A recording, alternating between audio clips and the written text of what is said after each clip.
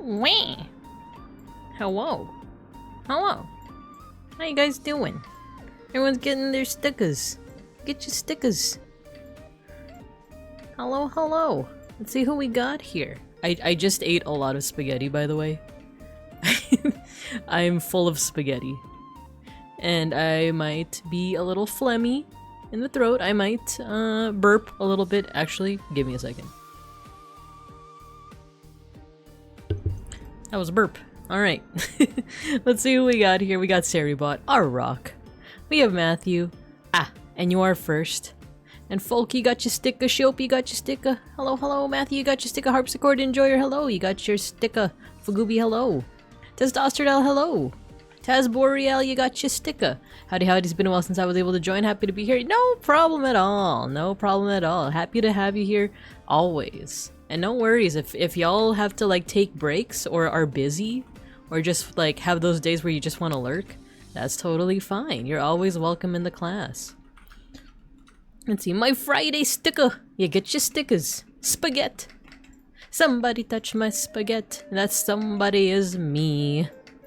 It was pretty good spaghetti too, so I have this problem with spaghetti where I just like eat it like too fast.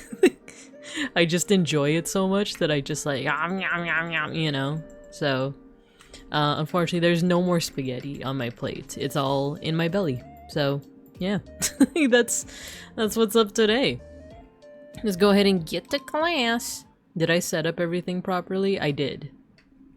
Thank gosh. Oh wait, music. I've been listening to a lot of Phantom Shita, I think. They are a J-pop group whose theming is, I think the theming is really what got me. Their theming is retro horror, and they're produced by the famous Ado, the Utaite, who is now like a famous like Japanese singer. So yeah, what's not to love? But I've just been listening to their music like on repeat, so now you're gonna listen to the music on repeat. I just discovered this group today. What a coincidence! Yeah, did you, by any chance, did you discover them through, what is it, First...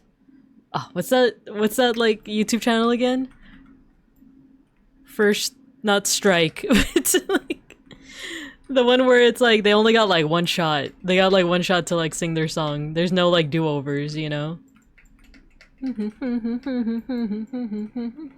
Because that's how I found out about them. They had their video. Yeah, First Take. Yeah, First Take. Exactly. That's how I found out about them, because they had a video of on First Take, and it was a medley of some of their songs. Well, some of their songs, but also like them covering like Ado songs and other songs. So I fell in love. I fell in love as soon as I saw them.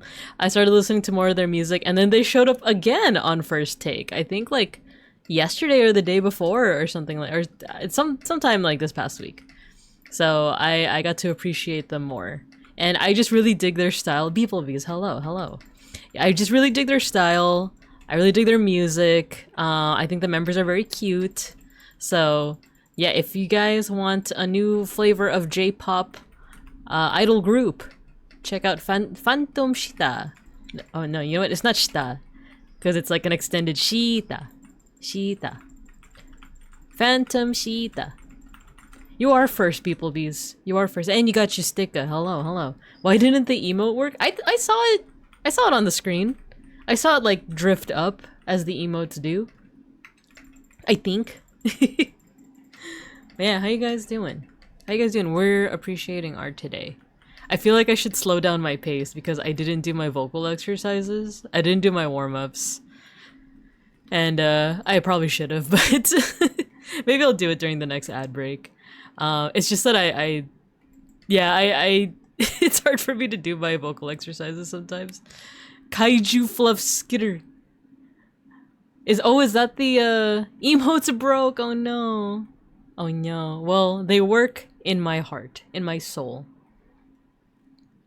But yeah, we're gonna be appreciating some art today. We have quite the queue. I'll show you what we got today.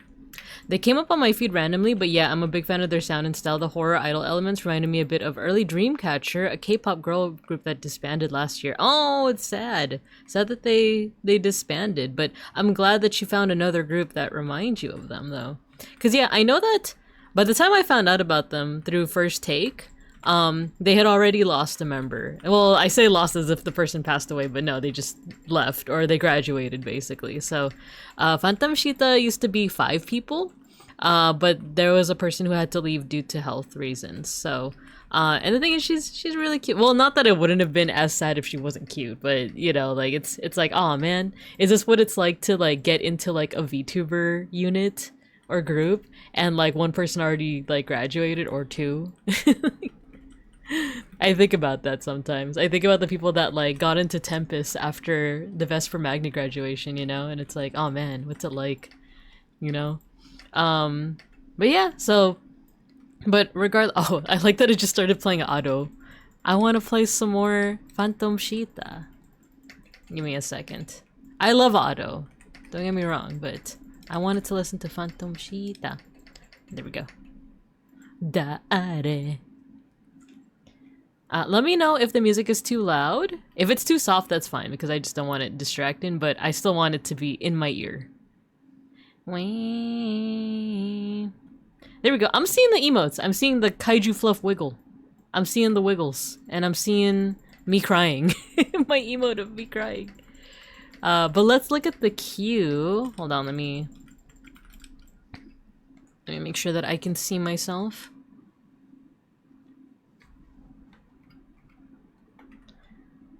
We have quite a few things that we're going to be looking at today for art appreciation. So I'm going to go through the queue first, and then we'll do our dailies. And then we'll appreciate some art. Easy peasy, right? A couple of these have been on my queue for a while. I started doing this thing on the Discord where I'll just like keep a running list of like artists that I like. Oh, thank you for the big emote, Matthew. It's Sklimbo. Emotes. Empotes. I love Sklimbo's emotes a lot. I think one of my favorites is wait, let me see if I can put it on the screen right now. This one. And another one. There's another one too. This one, the Yeebee!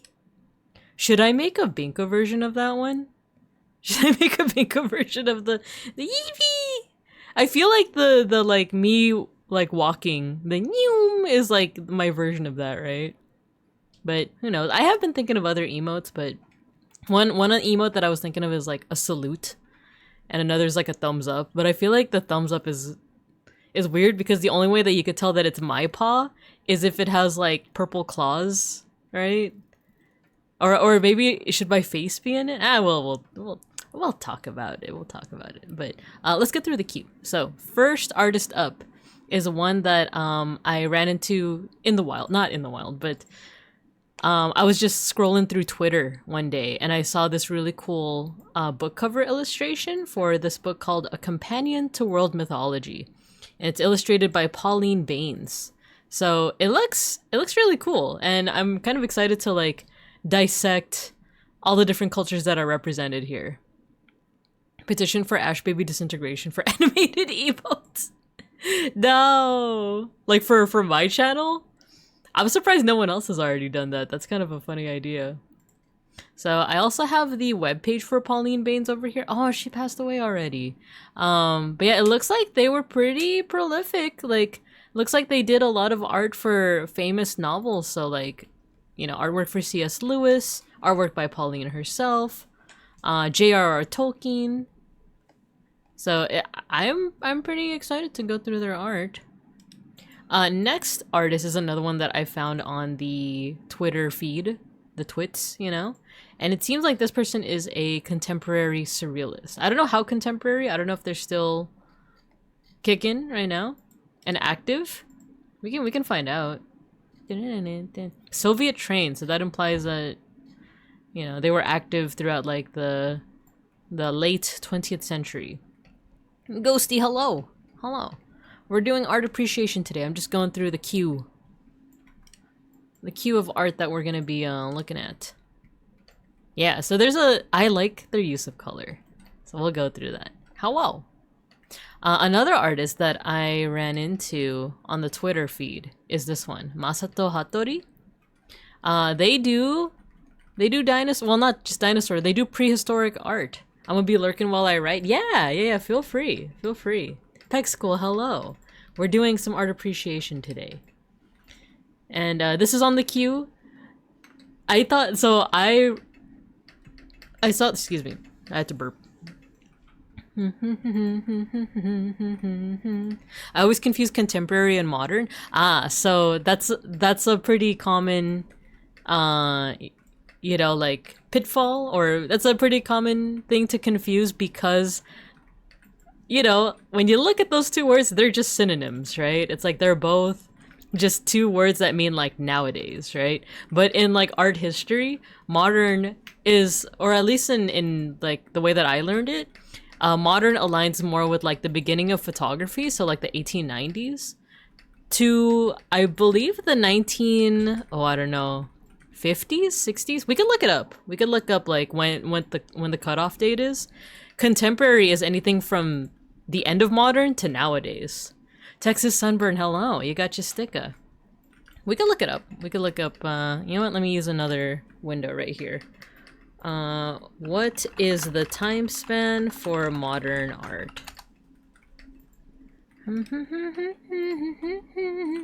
As per Wikipedia says that it's roughly from the 1860s to the 1970s, so almost 100 years. Now, what actually determines what is like modern versus contemporary is like modern is kind of this is artwork that, not necessarily for the first time, but for the first time in like public societal vibes and such. You saw a lot of experimentation. Like the focus was no longer on like photorealism. It was more on like what can like painted media or like what can art do that photography can't. We might actually get like a renaissance in some ways with the onset of like AI, because like the whole thing with like photography and its relationship to modern art is that like they didn't quite align, but like with the invention of photography, there was this idea of like, oh dang, this is a machine that could just perfectly copy what I see in front of my face. And of course, arguably, a lot of people do make this argument that like, oh, the beginning of AI is like the beginning of oh, sorry, I wanted to make sure that I was looking at chat. That the beginning of AI is like similar to the beginning of photography, where a lot of people are panicking because, you know, like, oh no, like now we have to think of new art styles, where I would argue that it is still very different. Because like with AI, you know, there is the whole like moral ethical thing of like, oh, it's stealing artwork from actual artists, photographers, animators, etc., and it's kind of just jumbling it all up and spitting out kind of like the least common denominator of everything in its algorithm. Whereas photography still has a lot of things that a human being, or in my case an animal, has to make decisions about. For example, like the way that you crop a photo or the way that you configure like the composition of it. Like you and I could be given a phone or a camera and be told like, oh, take a picture of Mr. Pancakes, for example, behind the tree there. And we might come up with completely different compositions as to how we do that. So like, I might want to do a close-up, like an extreme close-up to show that he is very menacing. Or I might want to do like a bit of a, like, I might want to take the camera out and take a picture of him hiding behind the tree. Where he's like framed by the branches of the tree that he's hiding behind. You might want to go for something different. You might want to put him like right dead center in the picture to show him as an authority figure, right? With photography, there's still a lot of decisions that have to be made. Also, like, do you want it to be color? Do you want it to be black and white? Do you want there to be some kind of filter on it? Do you want it to be portrait or landscape? How do you want to edit the colors? Like not post-production, but like, you know what I mean? Like there's still a lot of decisions that have to happen with photography.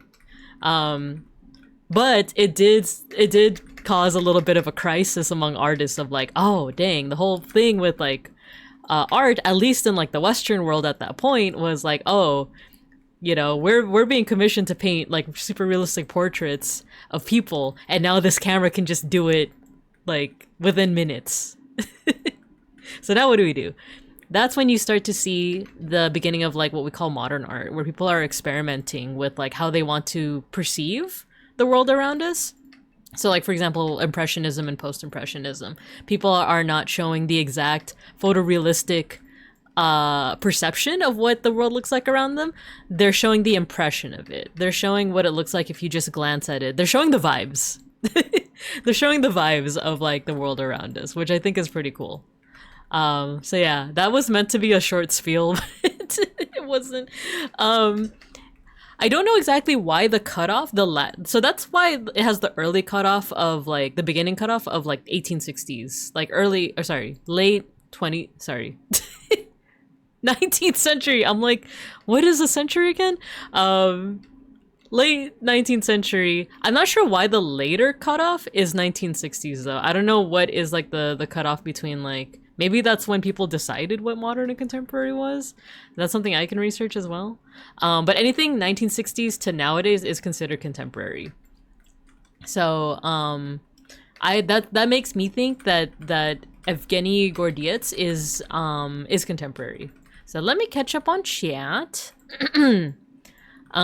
Which one is old modern and which one is now modern? Exactly, beeplebees. So consider contemporary to be new modern, right? So Mickey Mouse is modern, but say the Simpsons are contemporary. Yeah, that's a pretty good way to put it. Yeah. But because Mickey Mouse is a character that like goes through different iterations over time, I do wonder if that is like the right way to like consider to categorize him, because it's like, oh yeah, Mickey Mouse was like first conceived, like actually when was he first conceived? Like, but since then there's been like other iterations of Mickey Mouse up until the modern day, right? So whereas like with I don't know what point I'm trying to make here. I guess with artwork it feels a little bit different, because like the artwork itself is like, how do I say this, like stuck almost in the time period it was made in. Like, yeah, you can remake a work and you could like, you know, if you take a famous work from like the, I don't know, 1800s and you remake it, but you remake it in the image of the 2020s, I guess that would be different, right? We're getting philosophical. We're getting philosophical. The difference between AI and human is that a human can actually draw people darker than printer paper. Yeah, that too. Lord Pancakes. So, for example, if I were to give Gojikins and some of you Babing Cubs a camera and ask you to take a picture of Mr. Pancakes, you'd probably have him set up in a way that exudes his royalty. his menacing aura, let's say. Very far away to also show that he is very menacing. Edit him to have like, you know, aura lines. I don't think I've heard of the rise of AI compared to the modern art movement before. Usually I hear it compared to the invention of cars making horses obsolete. I have heard some people like compare it to the advent of photography. I've also heard people comparing it to like the invention of like calculators, you know? Nonetheless though, you guys know my stance on AI. I don't like it. I don't like it at all. Always super cool to hear about how societal issues influences trends in art. Yeah, reminds me of the old fear superstition that cameras steal your soul, except we've invented an evil algo AI slot machine that actually steals your soul for real. I want to say something about that. So a while back, I mentioned that I was like getting more into reading, and I read whatchamacallit, Picture of Dorian Gray. And if you guys don't know, it is a classic, but like, you know, not everyone might have read it. But the general plot of this story is that there is a young man who like, he gets his portrait painted, and another guy tells him about like, oh, he's so beautiful, you're so youthful, try to live your life as much as you can, because once you become old, it's over, you know? And he tries to tell them like, oh, live as hedonistically as you can, because you're so beautiful and youthful. So the guy, Dorian Gray, he makes a wish on his painting saying that I wish I would stay young forever and my painting would be the one that ages and like grows old and ugly and all of that. So I was reading that, and then I realized that like I feel like you could 100% remake this story, but like set it in 2020, like in the 2020s, but like using the idea of like AI generation as like kind of like the portrait, right? The picture of Dorian Gray. I feel like it needs some like workshopping, but I feel like that's definitely like a way that you could go about it, right? Because the whole thing is like, you know, this almost like a deal with the devil. Oh no, I'm already like overusing my voice and we haven't even started the art appreciation. Let me take a sip of water.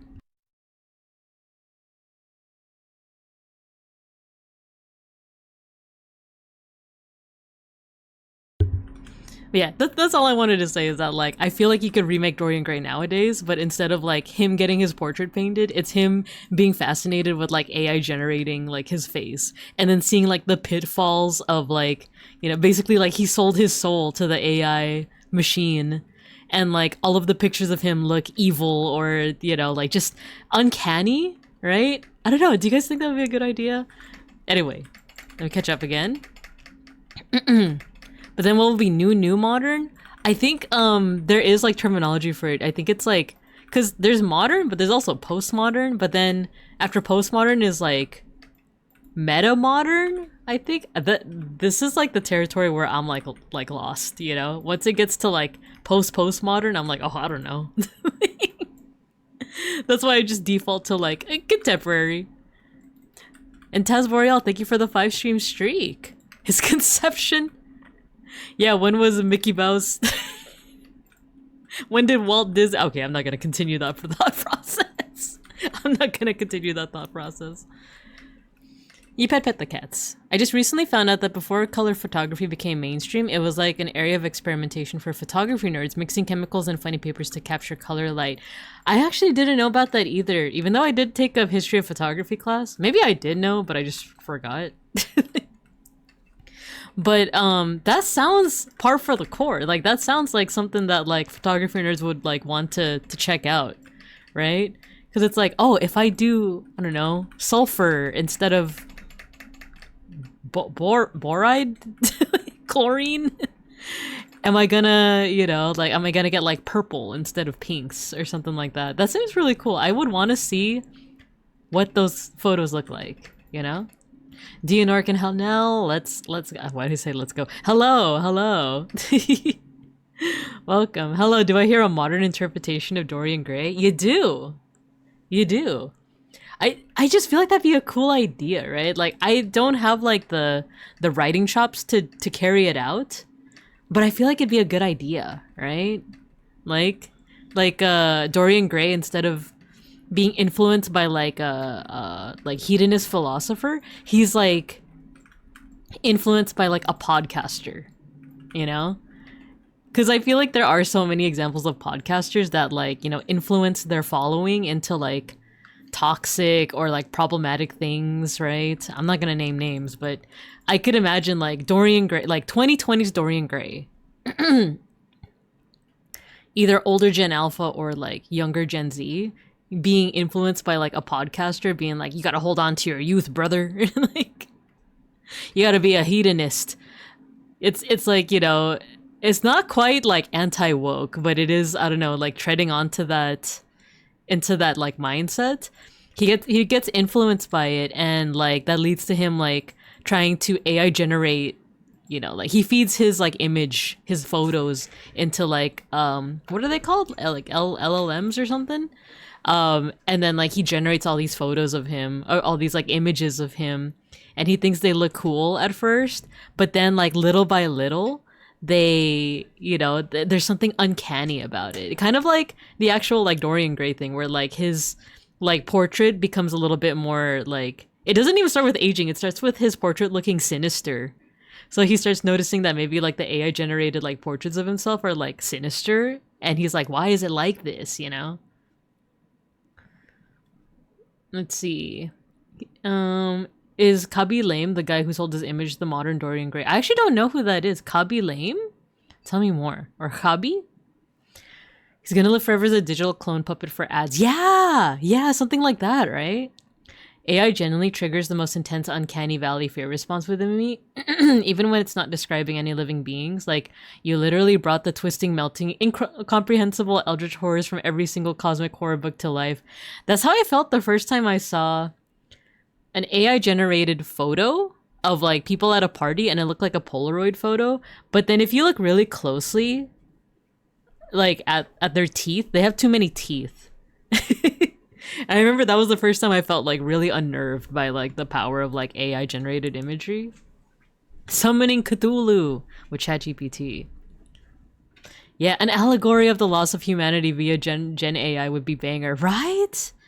Someone should write it. Like I said, I don't have the writing chops yet. I have been thinking of I've been thinking of taking some creative writing classes, but at the same time, I'm just so hyper fixated on like 8 different things that I feel like that goal can lay to the wayside for now.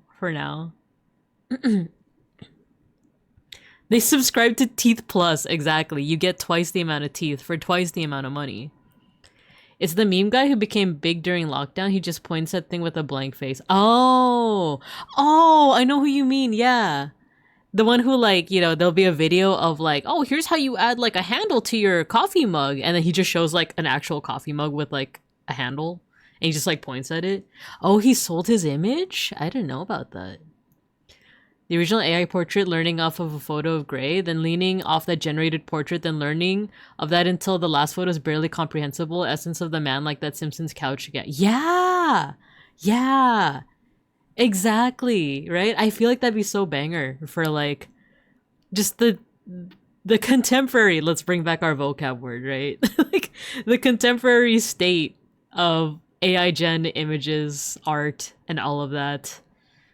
I just think it'd be interesting. All right, let's get back into our queue. So we're looking at Pauline Baines, Evgeny Gordiets. Oh yeah, Masato Hattori. So he makes 3D CG images of like previous prehistoric time periods. So if you show the translation, here's the new version of the Permian panorama, the eve just before dinosaurs appeared. And I don't know, I just like his artwork a lot. I think they're really neat because he just combines as many creatures as he can from that time period. Was that a Tyrannomon?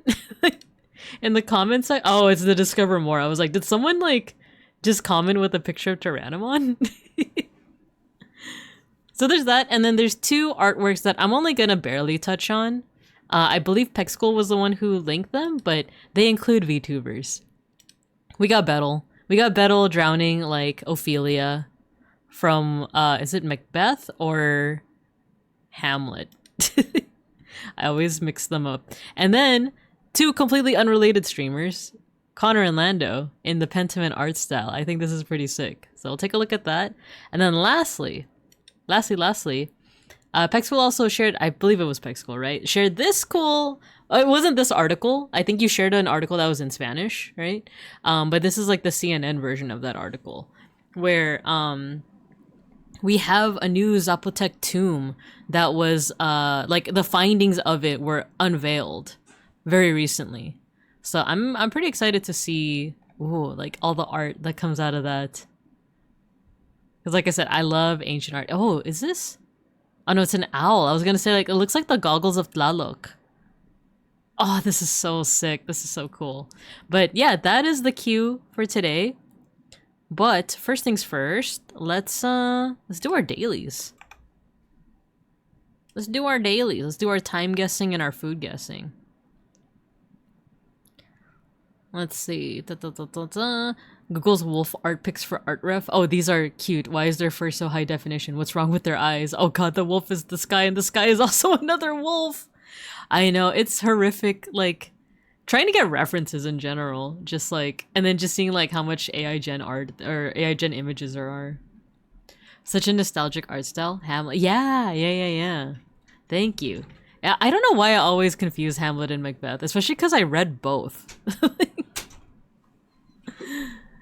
I just don't remember Hamlet as well. But yeah, let's do our dailies, shall we? Let's do our dailies. I feel like a la la la. Okay, where could this be? This looks right away. I'm like, Philippines? Like, this reminds me of the Philippines. But no, I think it is an Asian country, but this looks like Chinese. Like, because for example, if it was Japanese, I feel like there would be a little bit more katakana hiragana. So it looks more so like Chinese, because I do recognize some symbols, but not all of them. But it's also in English. It's the palm trees. The palm trees are like, Philippines? Because a part of me wants to say not necessarily China, but I kind of want to say like another country that might have like Chinese populations. Like, would Singapore have like writing in Chinese? What does this say? Ukraine? Oh, maybe in support of Ukraine? Wait, it says stands with Ukraine. But what is... Taiwan? I think it says Taiwan. Like, I see an N, I see an A. This might be a W. I feel like this might be Taiwan. And the question is what time period? We do have a phone here. That looks like it's 3 lenses, so maybe this is 20... Well, actually, when did the war start? When did the invasion of Ukraine start again? It was a couple years back. I know it's like pretty much still going. Let's see, Big Hamlet, Maclet and Hambeth. That's exactly how like those two plays are in my head. Like, they're just so mixed together. It's like a tangled like ball of like rubber bands, you know. Dulcet Dryad, hello. Oh boy, GeoGuessr or something. Yeah, it's Time Guesser, where you have to guess not only the location, but the year. It's a fun little challenge I like to do. I did Macbeth 3 different times in 3 different years in high school, so I can smell that ish from a mile away. Slava Ukraini. Dang, crazy pull 4 years ago? 4 years ago, so... Oh yeah, it would have been a little bit after the pandemic, right? I want to say 2025, because like the phone looks pretty chunky. I want to say that's 3 lenses, right? Oh wait, she's wearing a mask. That doesn't necessarily mean he's also wearing a mask. This could be like shortly after the beginning of the war. So let's say 2022. Or maybe even 2021, right? If they were like wearing masks.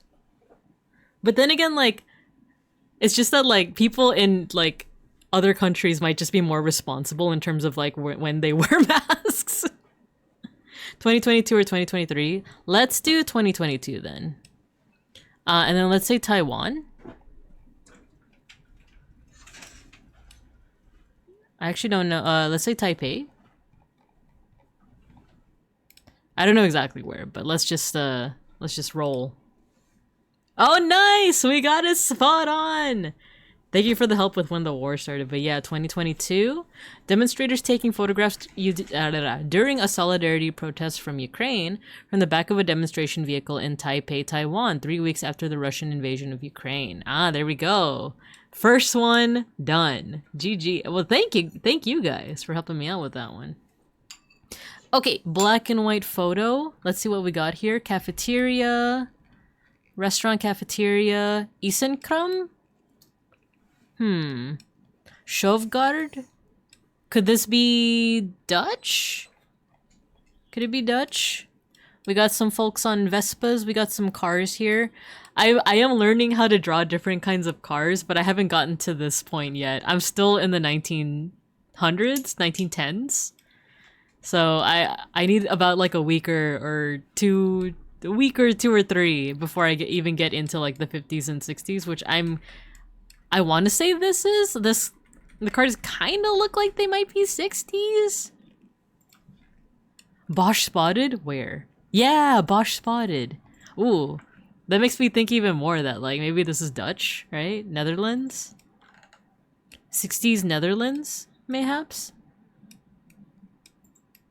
Or 50s? Let's say Amsterdam. Let's say Amsterdam in the 60s. Oh, the things aren't showing up. The names aren't showing up. Okay, there we go. I was like, I don't know where Amsterdam is. I need help.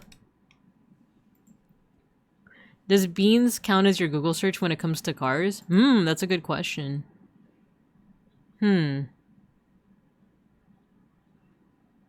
I'm not sure actually. Because I also do get help from you guys. Like, you guys literally told me when the Ukraine war started. Don't know where Amsterdam is. I know that it's in the Netherlands, but if it's not labeled, I wouldn't be able to find it. I would have to, like, you know, zoom out from here. Like, if there weren't any labels at all, I guess I would look, like, along the rivers. I just wouldn't know that, oh, like, it's in here in this bay, you know? Was that a sailor on a bicycle? Yes, I saw that too. It is a sailor. Because then that makes me think, like, oh, related to, like, a war? So therefore, like, maybe the war? But then again, I don't know, the cars kind of look a bit later to me. Like, they look a little bit, like, 60s. So let's do 1960. Let's see what happens. Nice, we got the... Oh, we got the wrong... We got the right year for once, but we got the wrong location. An officer directing traffic at a busy intersection in Copenhagen, Denmark during the early 60s. I see. I got fooled with the Hieronymus Bosch mention, you know. If the sailor's driving a bike, is the bike a boat? Therein lies the question. Is a taco a... Wait, what's the question? Is a sandwich a taco? Is a taco a sandwich?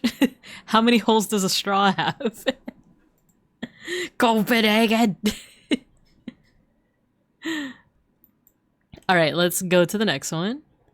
Actually, another cool thing that I like about this is you can see how it looks in modern times. Look, that's what it looks like now. Wow. Wowzers. Taco is not a sandwich. I quite agree. Alright, let's see what we got here. We got another black and white photo. What do the cars look like? That looks like it could be 80s, 90s, I want to say.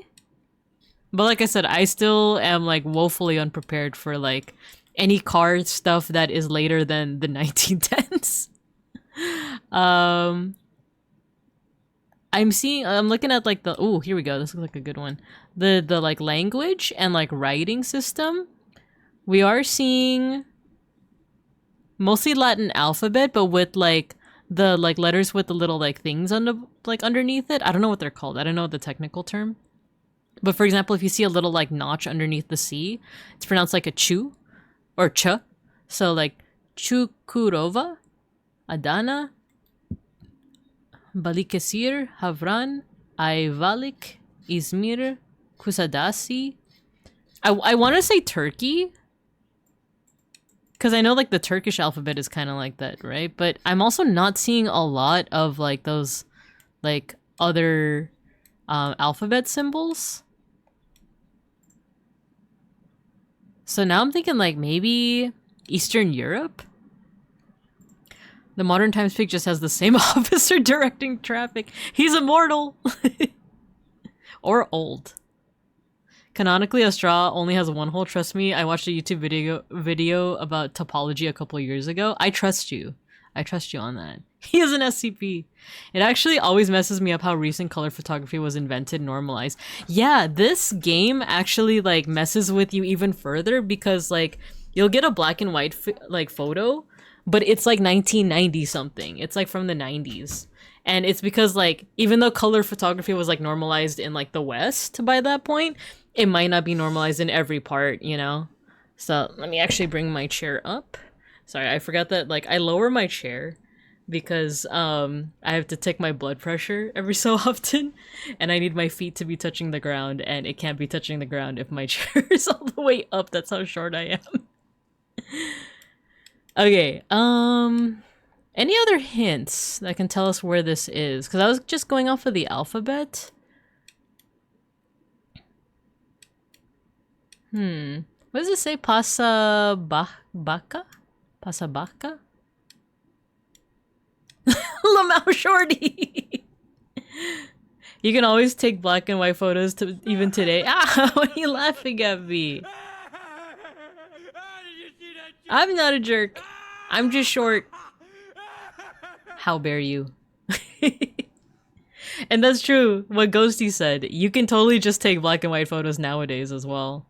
Have you guys seen those videos of people who take like a 90s camcorder? I just love sulfuric acid. Have you seen those like there's folks that use like 90s camcorders to take videos of like things nowadays, and it looks like it would be from the 90s. The only like tip off that it's like, you know, from the 2020s is like the general like style, fashion, and like the presence of like technology like phones, you know? Or sorry, like smartphones. They had phones back in the 90s, I assure you.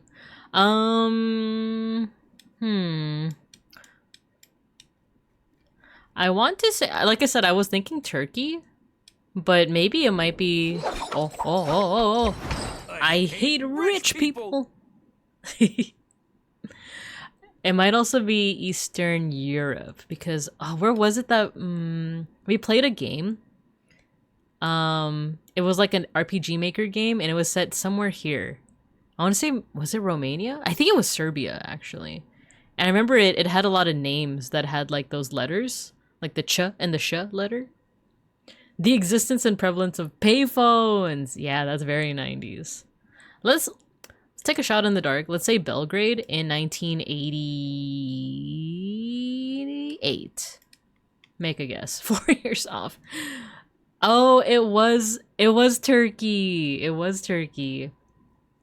Crowds gathered around a horse that fell down on a road in Laleli, Istanbul, not Constantinople. The horse, which made a full recovery, reportedly collapsed due to health problems and was not struck by traffic. Oh, dang. Poor horse. Oh, I like this song. Got me. So we got the general region, at least, like Eastern Europe to like, you know, Turkey, right? We just didn't get the right country. And we weren't too far off in terms of the decade either, so I would still consider that a win. All right, color photography. This is a fountain. When I think of fountains, I feel like I think of like Italy. I know like everywhere has fountains, but I don't know. I feel like if we're talking about like tourist destinations known for their fountains. I was gonna say it could also be the Bellagio in Las Vegas, but no, I feel like you would see more of like the hotel, like the Bellagio Hotel. This looks like it'd be early 2000s, right? Or 90s? The fashion kind of looks 90s, but the quality of the photo makes me think early 2000s. Let's say like 2000. Let's say 2000. But where? Are there any other? I guess the architecture would also be the tip-off. I just don't know where this would be. The statues are making me think Italy. Like, they're making me think Rome. Oh, that looks like a good sandwich. Looks like a good sandwich. Are you gonna share that sandwich?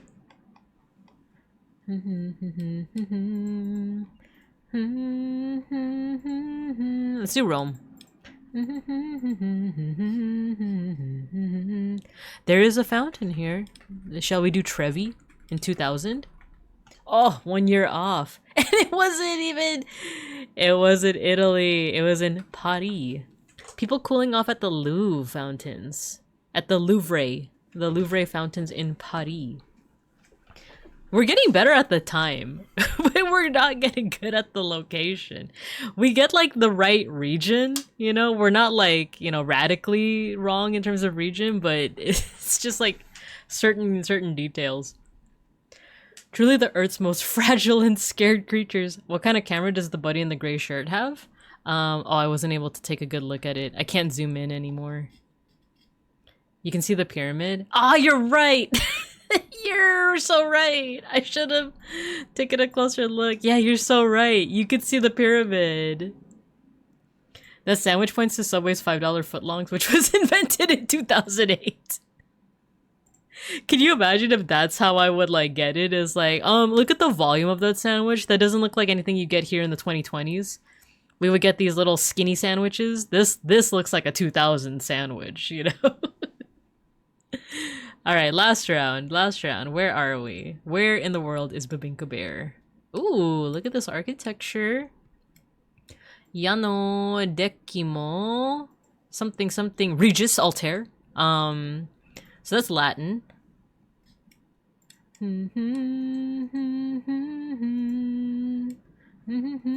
United Dairies.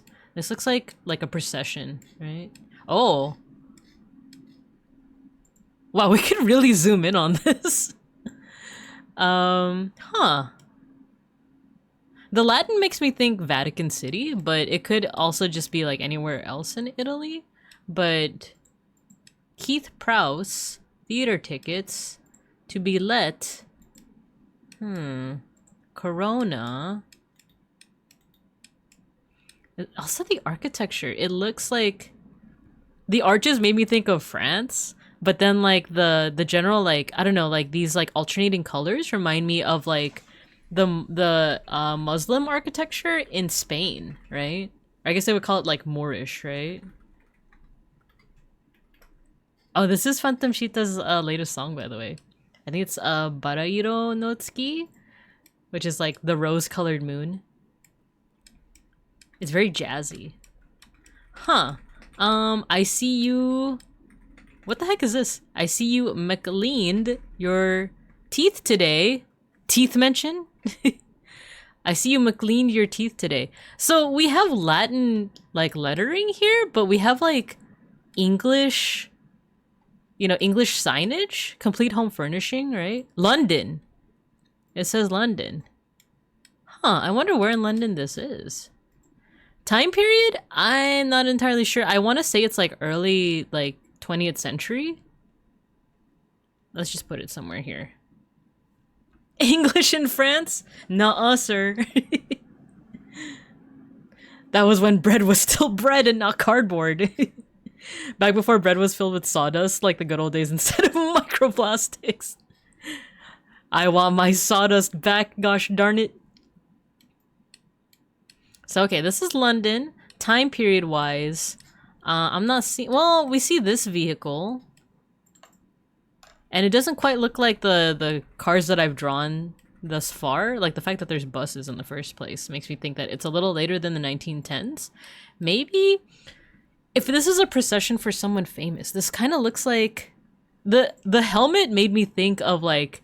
What is it? The Kaiser at first? But... On like closer inspection, it kind of looks like a World War I helmet, right? Like this looks like the kind of helmet you would see in like trench warfare. But there's also like regalia, or is that regalia, or is that just military wear? I want to say,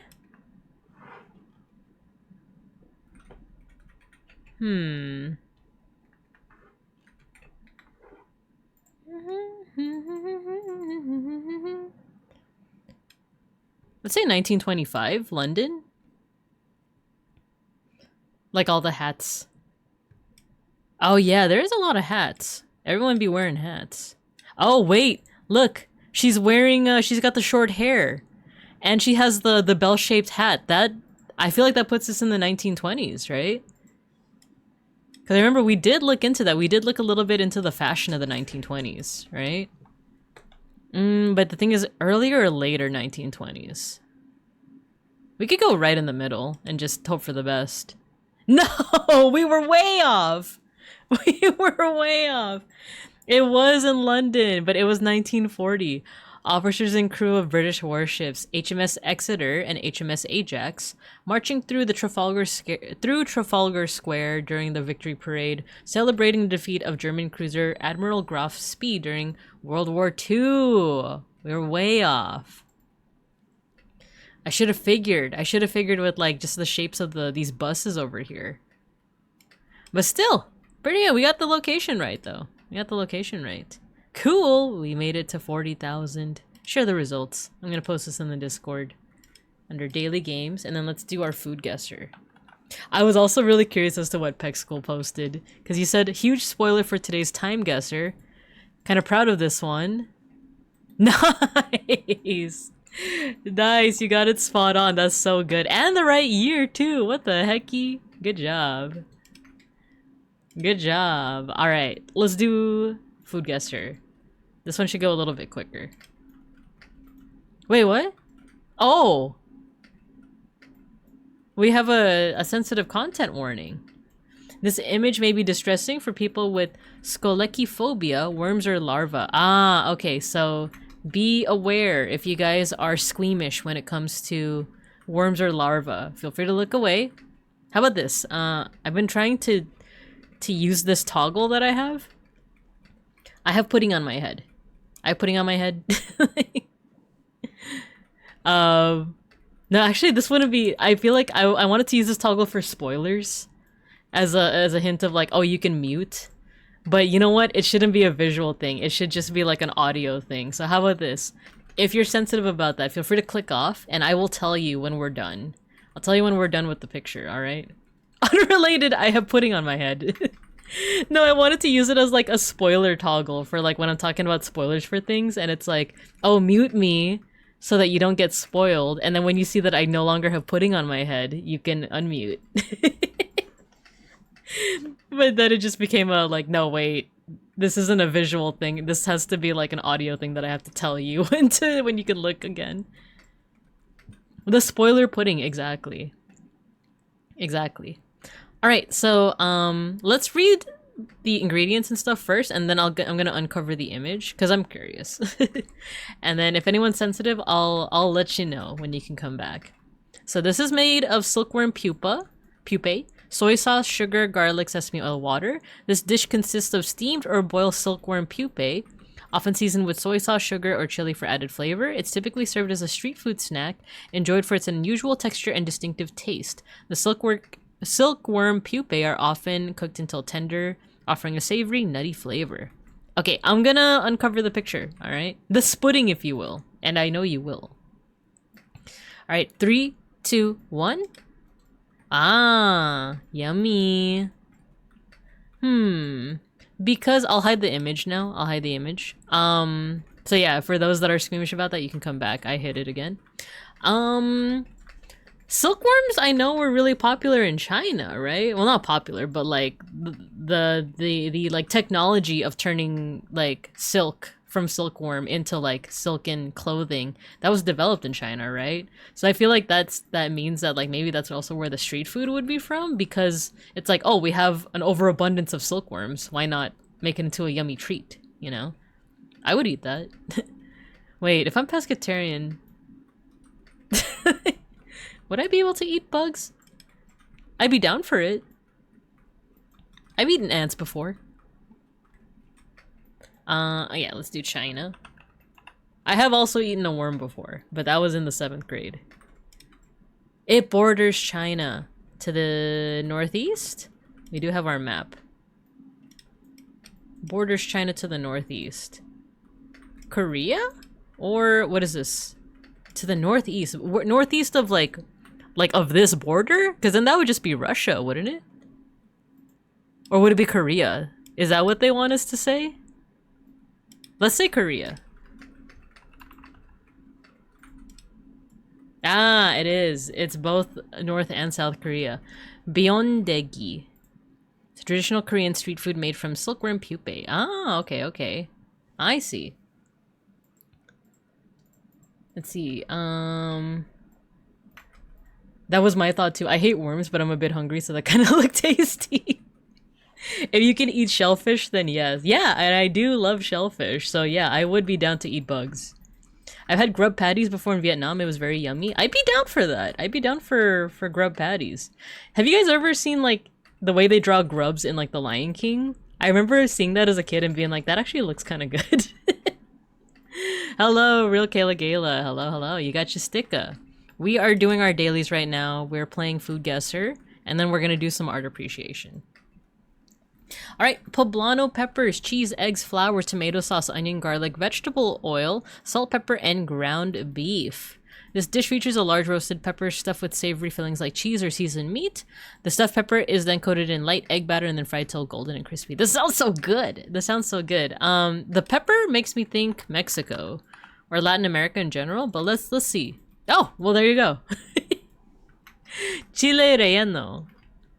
Did you know that in the Philippines, because like the double L in like, I don't know how it's pronounced in like Castilian Spanish. Oh no, you know what? I do know, because it's how Filipinos say it. So the double L in like Mexican Spanish is like a Y sound, right? Like relleno.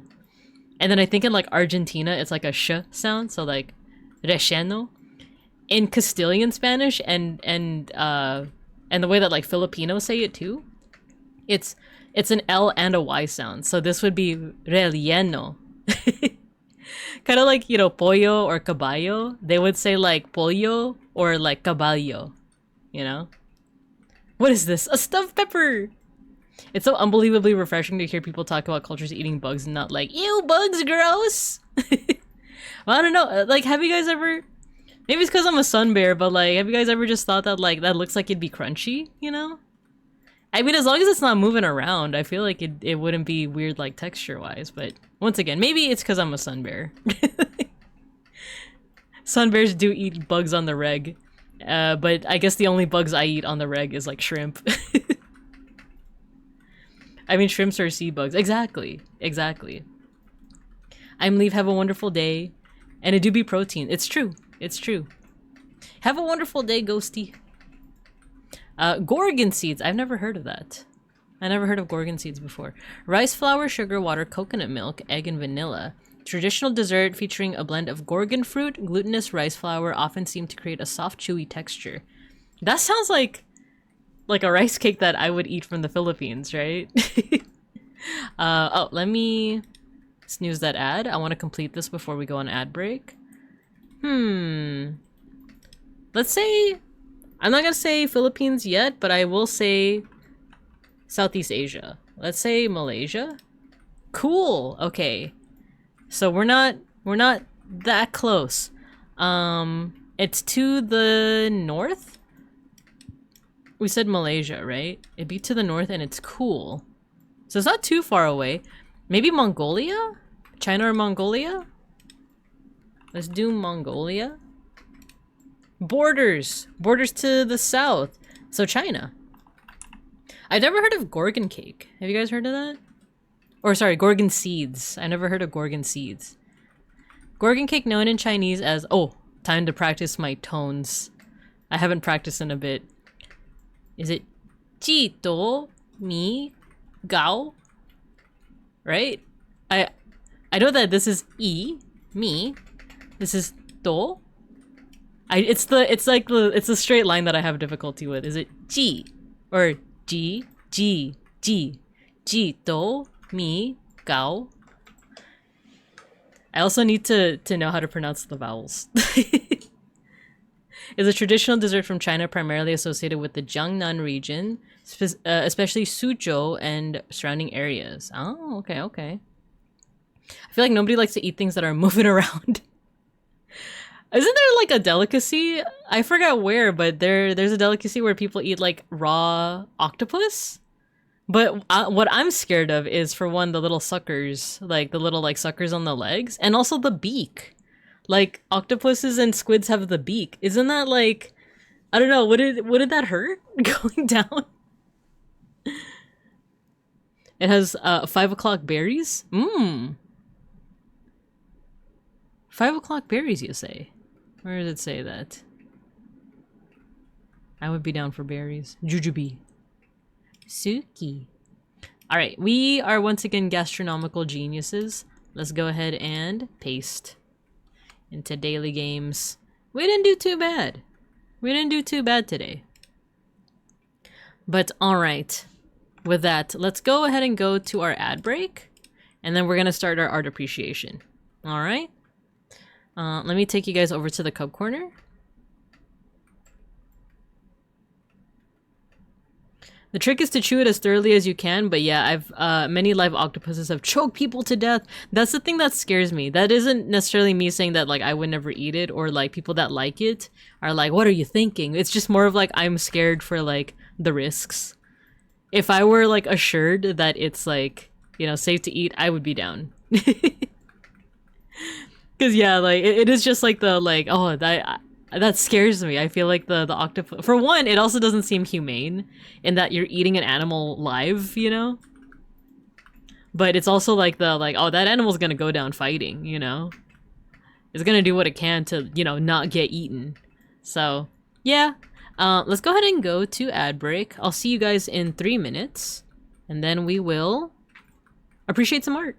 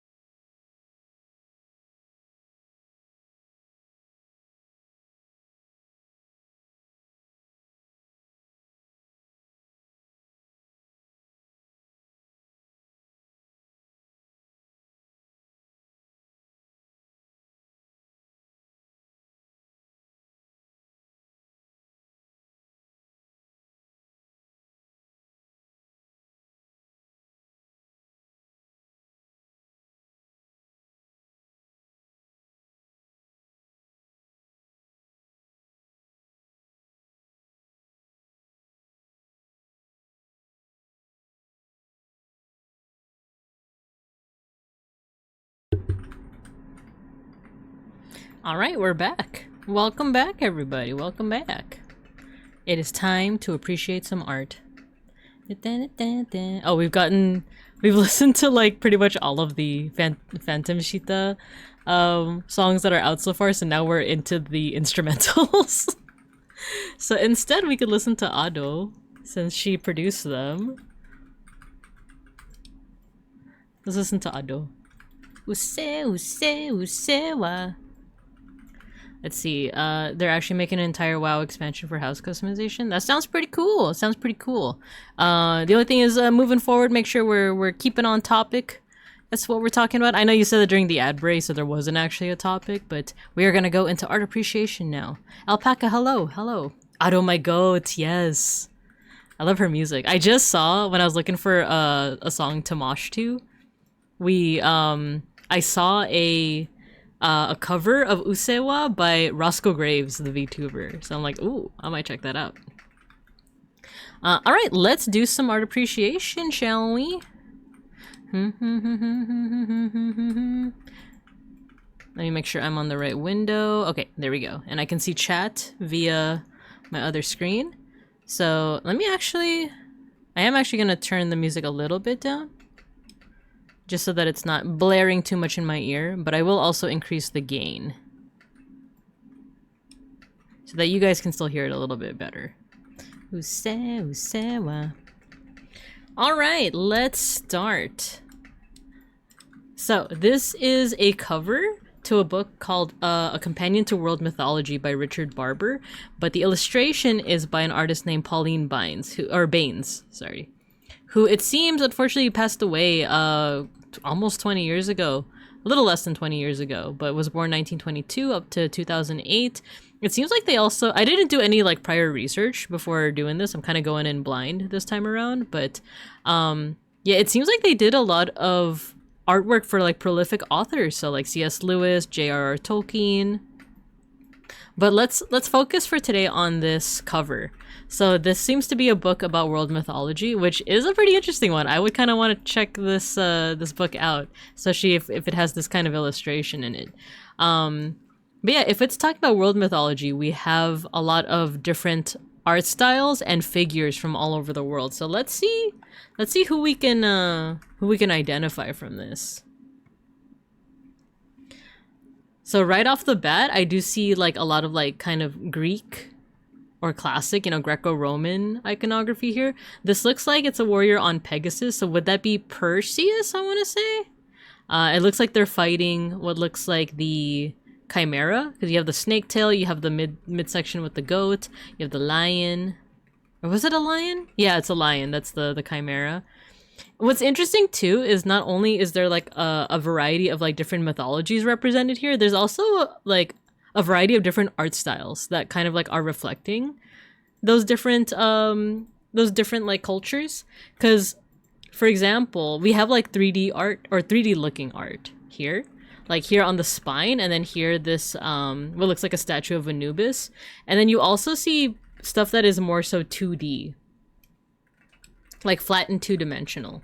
So like the Greek art right here is very 2D. It's pretty flat. That's in no way like an insult. It literally is just like kind of like, it looks like it would be painted on the cover or painted on, let's say, pottery. Whereas like there are other things that have like oh hey Schnackery. We do have like shading that makes like some of these objects look like they're three-dimensional or they're referenced from like a three-dimensional art piece.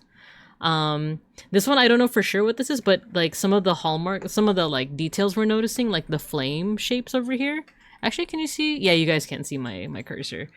The way that the flames or whatever these are supposed to be, maybe Schnackery.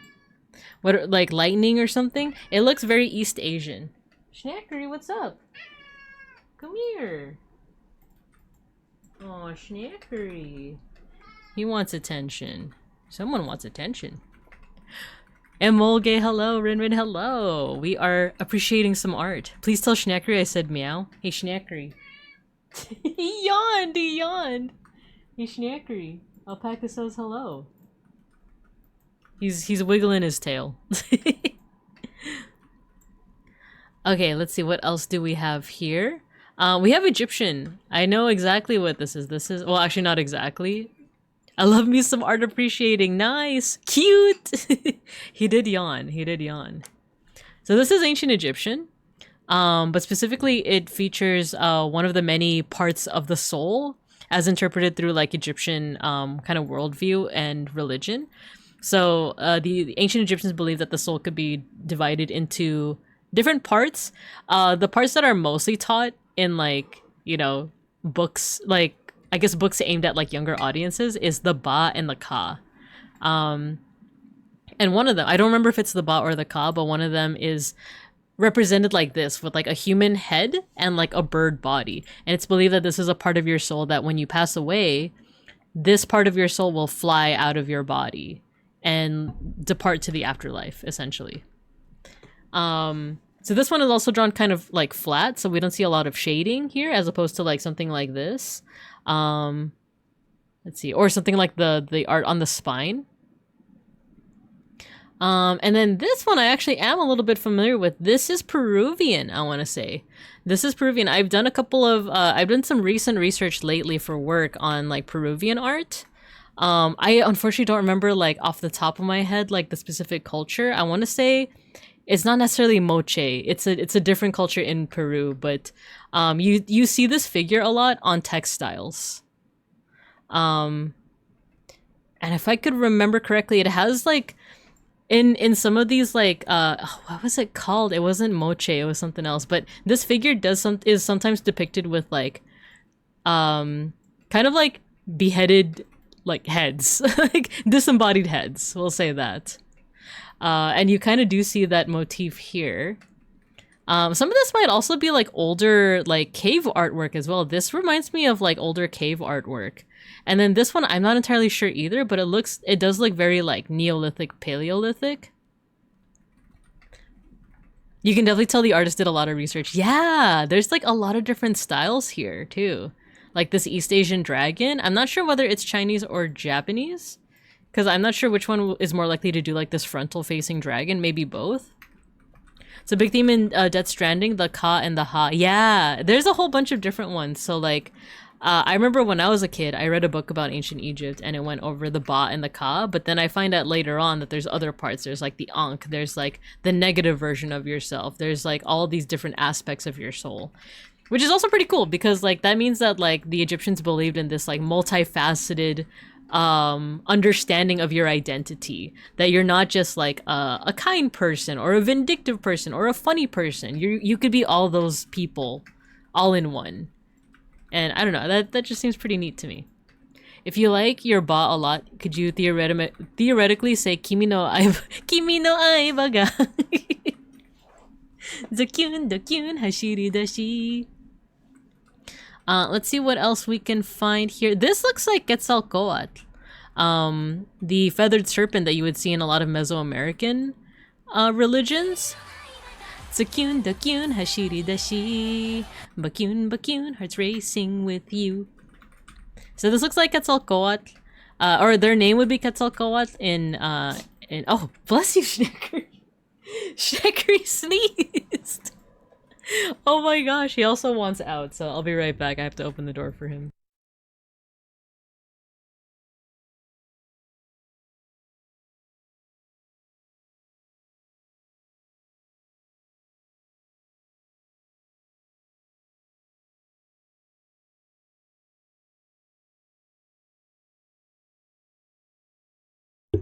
Alright, I'm back. That was so cute. You guys heard him? You guys heard him sneeze? He sneezed and then he like went to the door. He was like, I can't be here anymore. I've embarrassed myself. I'll miss you, Schnackery. He's so cute. So yeah, he would be known as Quetzalcoatl, not Schnackery, but this feathered serpent would be known as Quetzalcoatl in Nahuatl, which is the language that people in the Aztec Empire would have spoken, or certain people in the Aztec Empire would have spoken. In one of the Maya languages, his name would be Kukulkan, and then he has another Maya name, but I just forget what it was. I think it's pretty cool that you do see like the artist is also just following the style of each and every culture as well, because like I said, this is very recognizable as like Peruvian, this is Egyptian, this is like East Asian, This one, I'm not entirely sure what culture this is. I want to say Aboriginal Australia. Not entirely sure. This one looks South Asian. I feel like this is Hindu. Because I think that might be Shiva. Lord Shiva and Parvati here. They might be on top of a Garuda. Right? This looks indigenous. I just don't know. I feel like this might be like Inuit.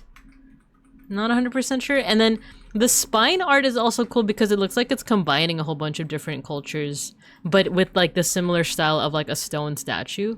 Schneckery is a big snake. Yeah, you guys are gonna be tested on that, so you know, keep it in mind. Unfortunately, I can't say off the top of my head which cultures are represented here. This one feels,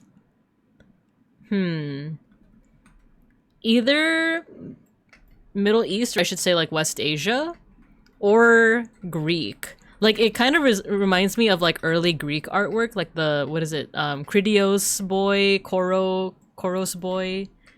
The rest of them though, I'm actually not 100% sure, because this could be Mesoamerican, it could also be Egyptian. This one I'm just kind of drawing a blank, and then this one looks like it could even be like Neolithic. Fake culture fan. I am fake. This kind of reminds me of like Aboriginal art right here. This one reminds me of like I unfortunately like am very ignorant, or like rather I'm not really well versed in like Aboriginal art or culture, other than like their belief in like the dream time. Can't name every culture. I know, I'm fake. But I don't know, something about the style just reminds me of it. This is another Egyptian one. I think we have like 3 Egyptian ones on here. Because we have this one. This is, I want to say, Wadjet, the Cobra goddess, maybe. There's Anubis, and then on the opposite page we also had the Ba, right? These two right here, they both look Mesoamerican. I'm just trying to see if it's Maya or Aztec. I feel like this is Maya. Oh, no. This is Aztec. I feel like this is Aztec. I think this is also Aztec. I feel like this is the storm god Tlaloc. Tlaloc is usually, you could usually identify him by his eyes kind of looking like goggles. And that kind of looks like what's going on here. And it looks like there's rain coming from him as well. Tlaloc was known as the storm god in Mesoamerica. His name in Maya would be Chak. So in Nahuatl, it would be Tlaloc. In Maya, it would be Chak. This one, I don't know for sure. I want to say either Tezcatlipoca, who is a war god, or Huitzilopochtli. This looks Japanese though. This one right here looks Japanese. It looks like the like ogres that you would see occasionally. I like this guy. I don't know what culture he's from, but I like this one. He looks very, like, whimsical. I dig it. This one also looks Neolithic. This looks like one of those, what's called like a Venus statue. Venus statues are just like, it's not really supposed to depict like the goddess Venus from like Roman mythology. It's kind of like a generic term for like some kind of what's like assumed to be like a fertility figure. So you guys might have heard of a figure known as the Venus of Willendorf. This is like a fertility statue, or what people assume to be like a fertility statue from, I want to say like it's like a German place called Willendorf. And it depicts like a figure with like very exaggerated like buttocks, breasts, basically exaggerated curves. And we don't know for sure what it's meant to represent, but people are assuming that because it has like exaggerated curves, it has something to do with like femininity, fertility. So that's why it's given this name like Venus.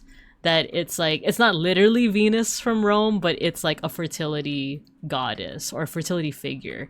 So sometimes you'll see like these kind of like generic figures that like can be identified as like femme presenting. And they'll just kind of be given this generic name of like Venus, right? Let's see. Tonatiuh, the sun god. Oh, maybe it might be Tonatiuh, right? Because it does have like a sun around it, and if Tlaloc over here has like storm stuff, makes sense, right? I don't know what this is. It looks like a cat, but I love it. It reminds me of Schnackery, right? We have some Greek stuff too. This looks Greek. This also looks Greek. Just from like the clothing. The clothing has a lot of folds here. And then this looks like Mesopotamian, Babylonian. It looks like this person is like controlling lightning and they have a hammer. So that makes me think that maybe it's Baal, the storm god, who's also mentioned in the Bible every so often, but as like a rival god or like a demonic figure opposed to Yahweh and all of that. This is also Greek. I think this is Io and Zeus disguised as a cow.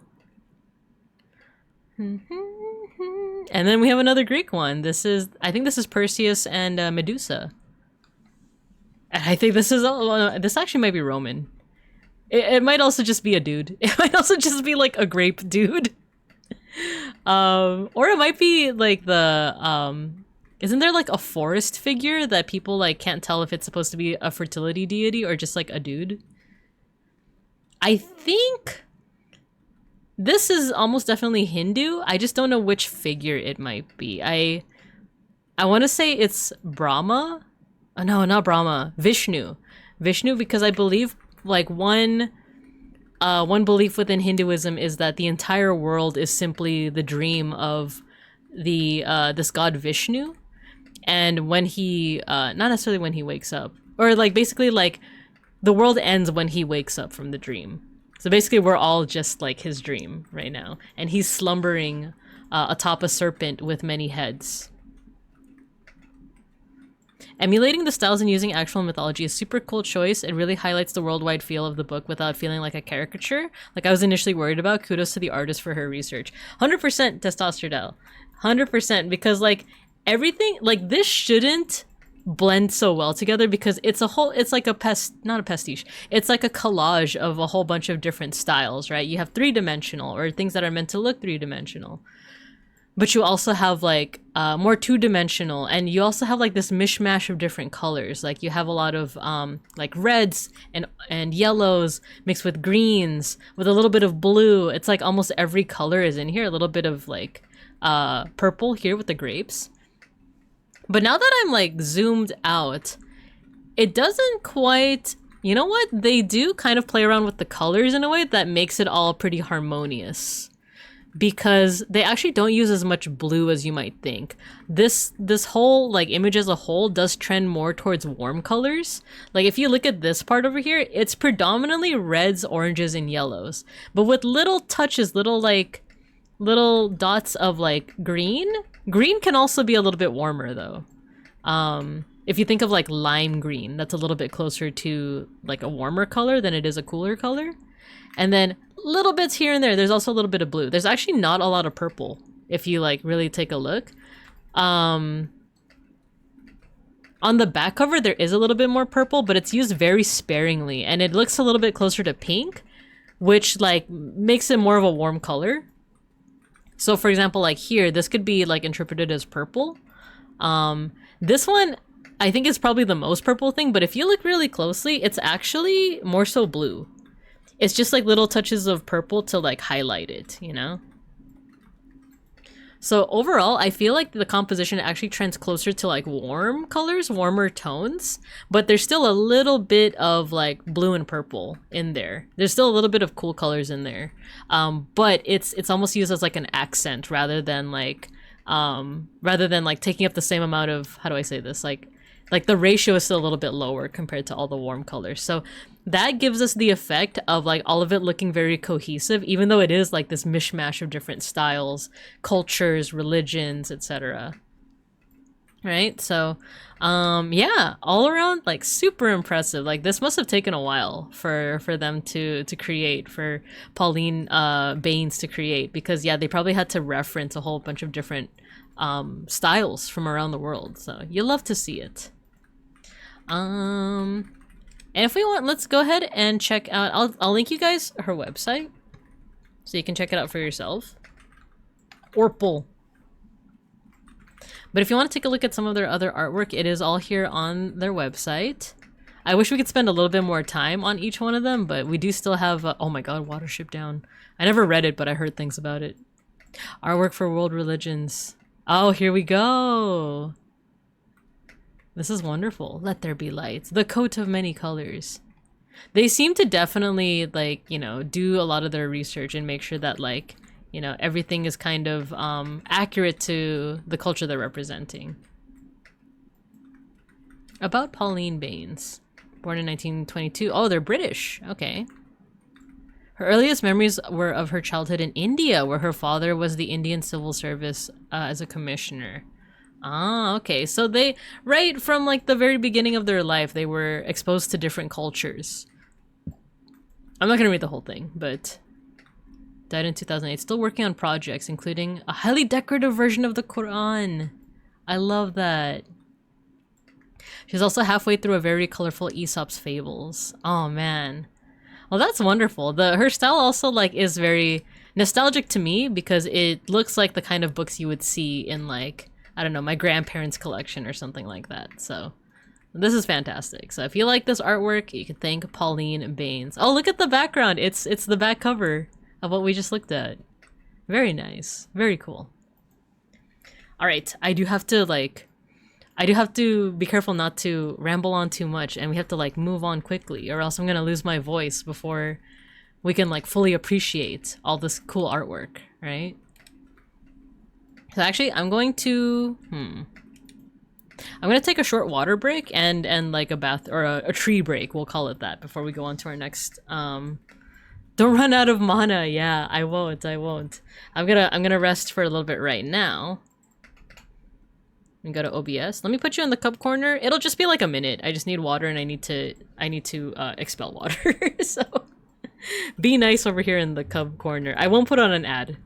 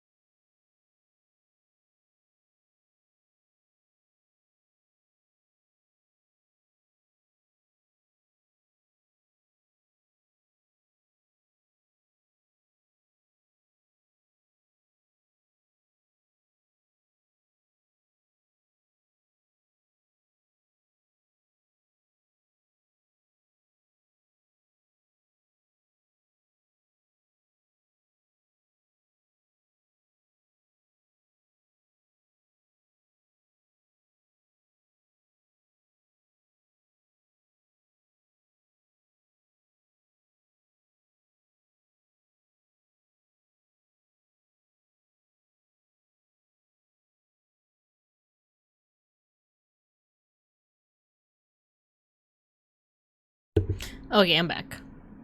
See, it wasn't so long. You guys were even dancing. You guys were even dancing to the music. So I realized like what my problem is with like me constantly losing my voice during art appreciation specifically is like when I get really into like an art piece, I just cannot stop talking about it. Like I barely even like stop and take a breath. So I feel like I need to like remind myself every like 5 minutes or so to just like stop. Breathe. Take a breath, you know? So I will try to do that. Maybe I should make it a redeem. Like instead of hydrate, it's like stop. Stop and breathe. Vika, you have to breathe. I want to ramble about art too. Oh man. I would love to ramble. Ramble just like with fellow art historians. Art Ramble collab when? I do have to like set that up. I keep saying that like, oh, I want show and tell with the Babinkubs. But I need to like actually schedule it, you know? We need to schedule it. I can talk your ear off about art pieces I like. I'd be down for that. VC art office hours? Oh, that's also a good idea. We can remind you. You can remind me. Both about the breathing and the collabing. Oh, hey, who threw that? Why is the banana stuck on my face? I'm breathing, I'm breathing. Nom, nom, nom, nom, nom, nom, nom. I don't like the peel though. I don't like the peel of the banana. I ate it. I like seeing you get hyped about this. Ramble harder, redeem when. I'm already rambling so much. I'm already rambling so much though. Hold on, I got pinged on something. What did I get pinged on? Oh, one of the Digimon TCG servers I'm in is like, there's a Valentine's Day event. I'm like, oh, that's cute. Okay, let's get back into it, shall we? So the next artist that we're looking at is Yevgeny Gordiyets. Let me link their page so you can appreciate it for yourself as well. This is an artist that I saw while just browsing through Twitter. Gorditas. I was just browsing through Twitter. I saw sometimes like there are art accounts that just repost people's art. On one hand, sometimes it's really cool because sometimes it's artists that have like passed away or just aren't that well known. But also the negative is that sometimes it's like blue checks that like don't always put accurate information. So that's neither here nor there. But this is the art of Evgeny Gordiyets. Right off the bat, it seems like they do a lot of like really cool color work. They have a lot of fun with like different colors. Which is kind of similar to what we saw with Pauline Baines, right? Like, she was using a lot of color, but she used it in a way that, like, it made it seem very cohesive because they made sure that the ratio was, like, mostly warm colors with, like, a little hint of cool colors. So I'm curious as to how Gordiyets does the same effect. So I actually also want to see if I can find out more about this guy, about the artist. Soviet-trained contemporary surrealist phenomenon who was scouted at the age of 5 as a child prodigy. Cool. Oh, they're from Ukraine. Kiev. He joined the National Art University of Ukraine as a professor of art. He was honored among his peers 1977 to 86. He received accolades. Unfortunately, we don't know, or at least like the bio doesn't say whether this person is still alive or not. Today for me, life and painting are one. I have no desire to follow fashion. It has no value to me. In my art, the sea, the sky, woman and child are subjects of importance. Eternity. I have no passion for politics. I often use in my work stone, carved forms, and water. These are symbols of eternity. I love sculpture. I try to unite it with painting. Women, the symbol of love, motherhood, and eternity, have great importance in my art. In life, there are some things that last forever. In my work, I communicate with this with the sky, water, and stones. Gordiyets' paintings are pervaded with a profound sense of calm and peace, conveying a longing for eternity and a place of stillness away from our throwaway culture. He creates a serene, dreamlike atmosphere where quietly magical things happen. In nature, I find a never-ending source of inspiration. I love how the edges are so soft. It makes it look like a dream. Yeah, so that is kind of the big thing with surrealist art is like surrealist art. We talked about this before when we were doing our study. What was it? Style study about art and design from the 1920s. Where this is where you start seeing more surrealist art, and the thing with surrealism is that a lot of people assume that it's just like weird art for the sake of being weird, but actually, there's another moment where I'm like, I need to breathe. But the deal with surrealism is more so like the group that called themselves the surrealists, they wanted to embody this idea of the unconscious and like the dream-like state, like basically the weird stuff, the weird-ish that you see when you're in a dream. That while you're in the dream is very normal, but once you're out of the dream, you think back on it and it's like, what the heck was that? It's like, why was I pushing an armadillo in a wheelbarrow while being bullied by a crawdad? Whereas like when you're in the dream, it's like, oh yeah, this makes sense, right? I have to push the armadillo so that he could get to the cabbage patch, And then you wake up and it's like, what? Why did I do all that? So I think this does embody that in a way. It seems like based off of that artist's bio, he wasn't necessarily going for dream-like. It seems like his thesis is more on like this idea of eternity. But the actual effect of it is that it does, like, the soft edges do kind of make for like a dreamlike atmosphere, you know? And maybe like it's like this idea of eternity that is kind of like they're trying to explore in terms of like a dreamlike state or like a unconscious state. Because this is something that I feel like you would see in a dream, right? The fact that like you see this like almost unbroken horizon. It's broken by the mountains, but like you would assume that behind it, it's an unbroken horizon. And that kind of does create this sense of calmness that they're going for, the sense of eternity. It does go a little bit into what's called like shape and line language, because a lot of the shapes and lines we see in nature influence how we perceive those shapes and those lines. And what I mean by that is like if you see a straight line, that might convey to you calmness and stillness, because where do you see straight lines in nature? It might be the horizon. If the sea was not calm, if there was like a storm, you would see waves. So that horizon wouldn't be straight, right? If you see a jagged line, that jagged line might remind us of like lightning, or like the spines of a cactus, or I'm trying to think of like other things with like sharp points, leaves that might have sharp edges.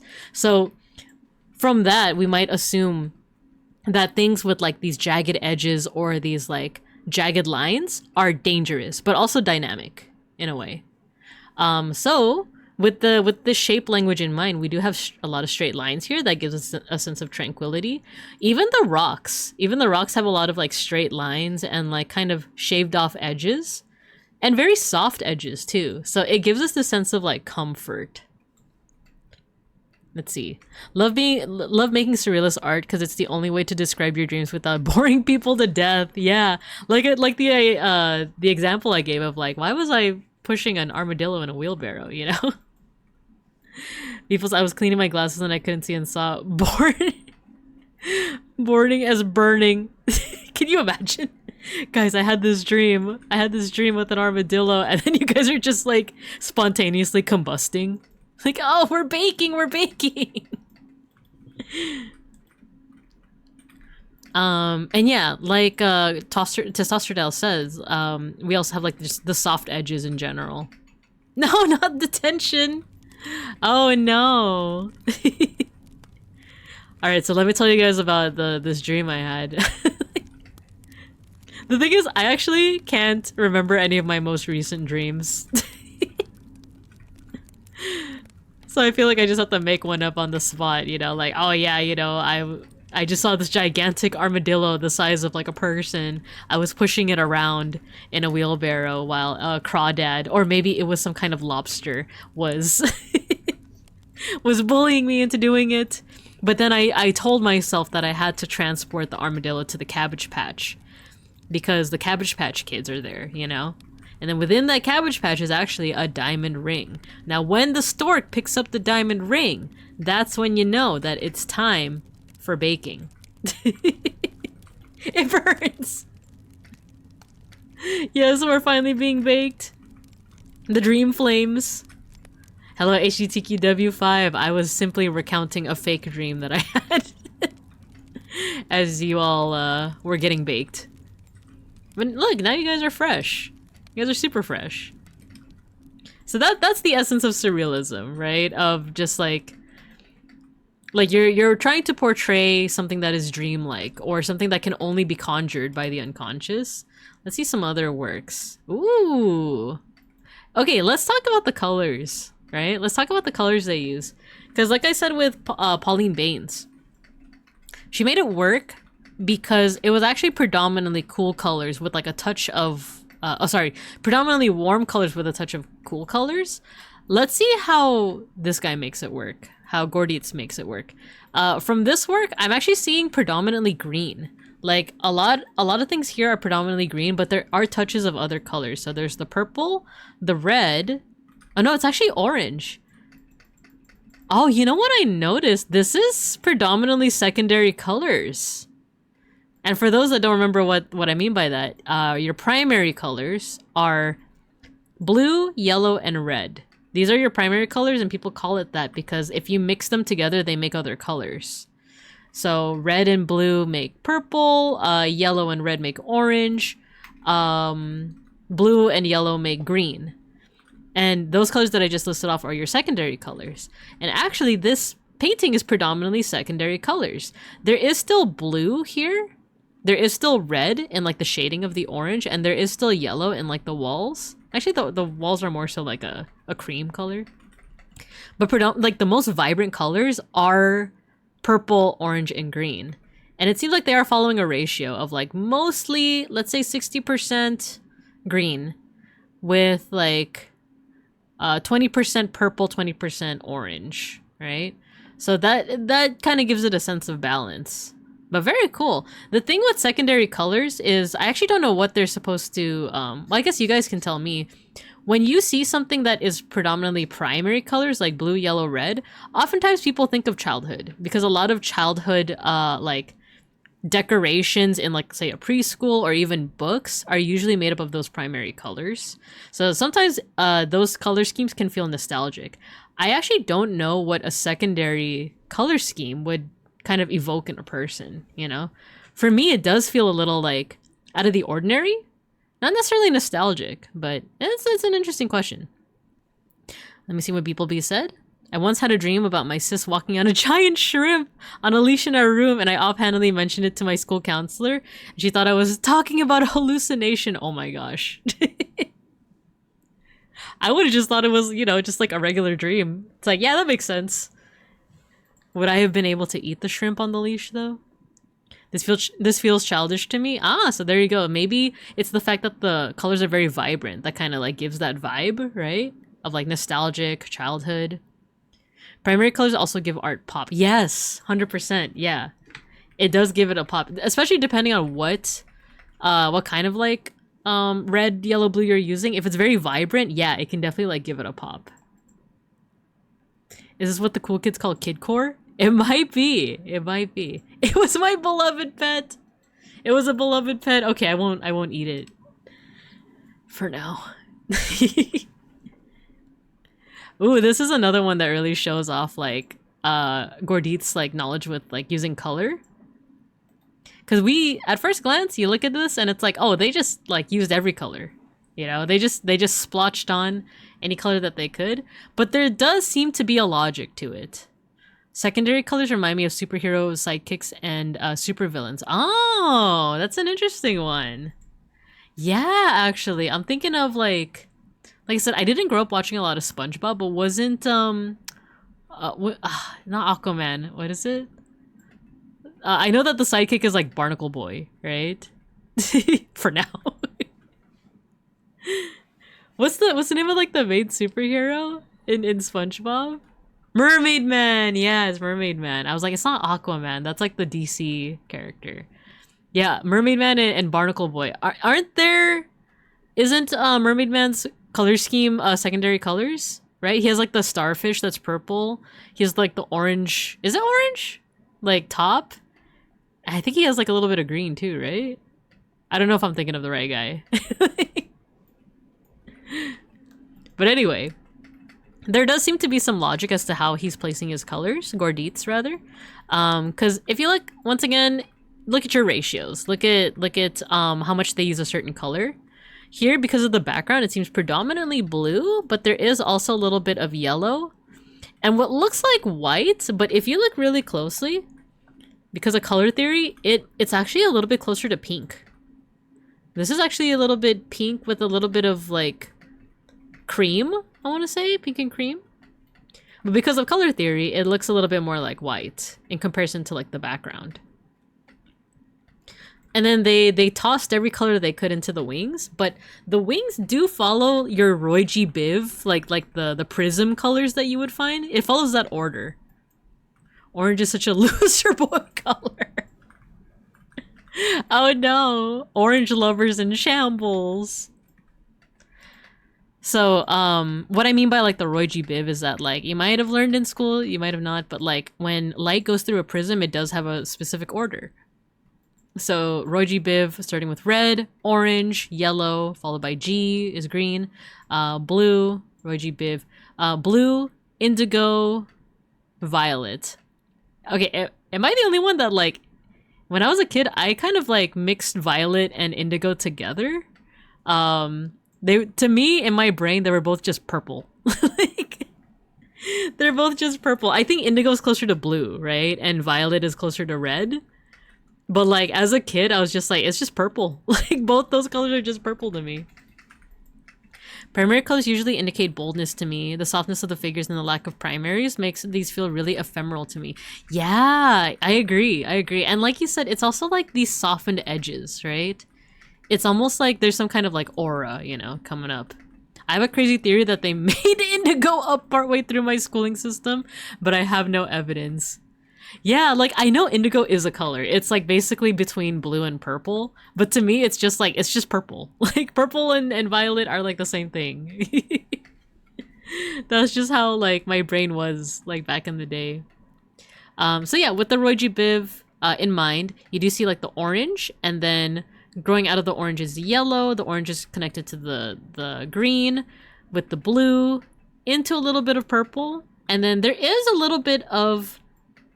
Actually, before we get to that, like this works because we already associate this order in our mind with like a rainbow or a prism. Not prison, prism with an M at the end.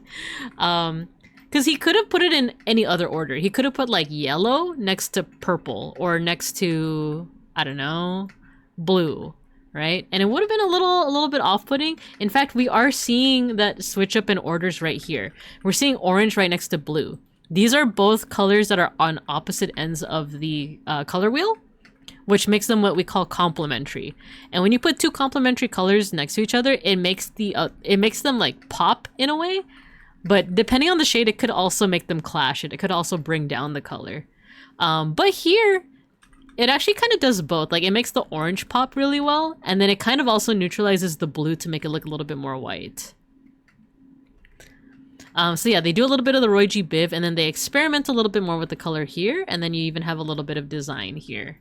So it kind of works because there's that order.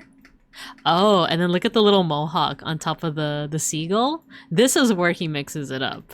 Because like it goes from pink to like blue, or like purple to green. That's still kind of in order, but they're kind of playing around with the shades, and then the green does go into the yellow. So it does kind of like evoke this idea of like a prism. And then I think that's all for like extended. Oh, this is really nice as well. Oh, look at the soft edges on this. It gives off that like very like ephemeral feeling, kind of like what Testosterone said. But yeah, that's the last one that I'll go into like detail with, but I do want to see some other examples. Yeah, look at that. So this one also feels very secondary color, right? Orange, predominantly orange. Well, not predominantly, but we have orange, we have green, we have purple. There is blue in the background, as well as like you do still see your warm colors through like the buildings over here. Indigo doesn't exist to me. It goes dark blue to purple. Next, people are going to be asking for yellow green to have a dedicated space on the color wheel because of woke.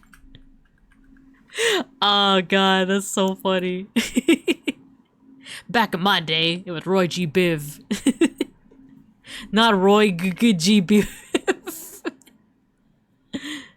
Back in my day. Afternoon with a lonely cloud. Let's talk about, like, we talked about colors, but let's also talk about the whole idea of this being surrealist. Fish with purple flowers, because we did talk about how it feels dreamlike, but you also do get a little bit of, like, it almost, like, when the colors are this vibrant, it does feel a little bit slightly hallucinogenic in a way, too.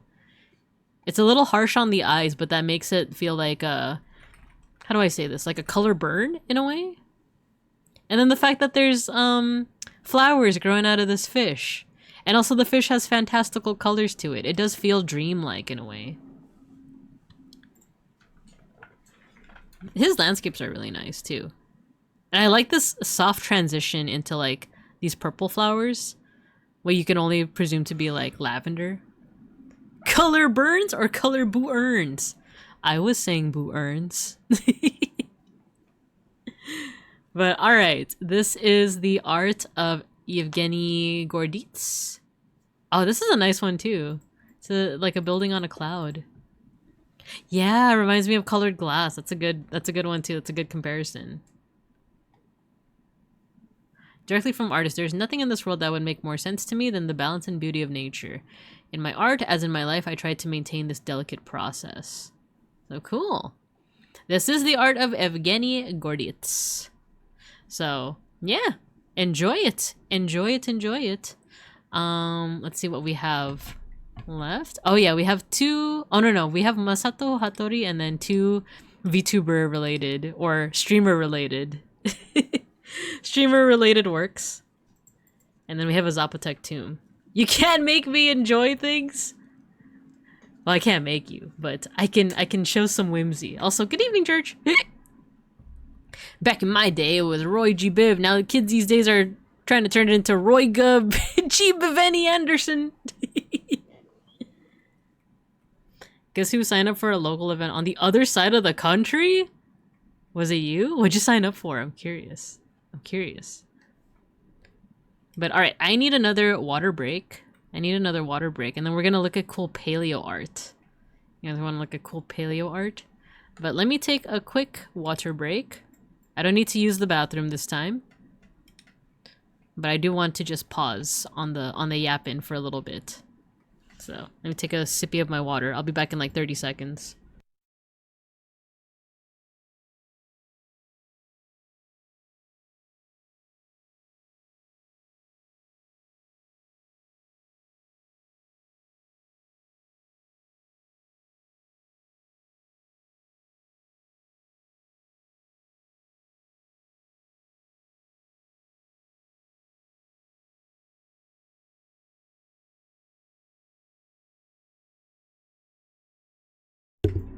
Okay, that might have been over 30 seconds. Or under. Who knows?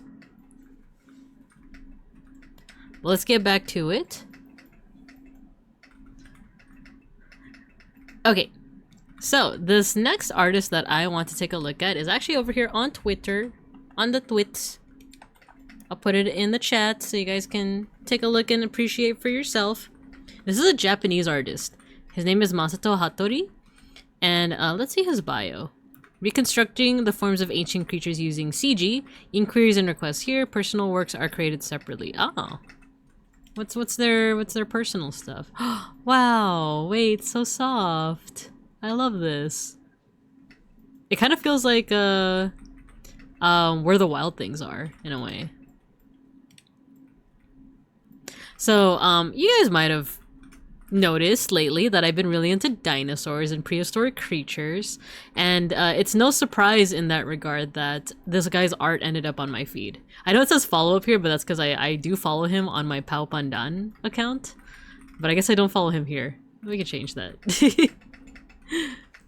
So yeah, I've been really into like prehistoric you know, time periods and animals lately.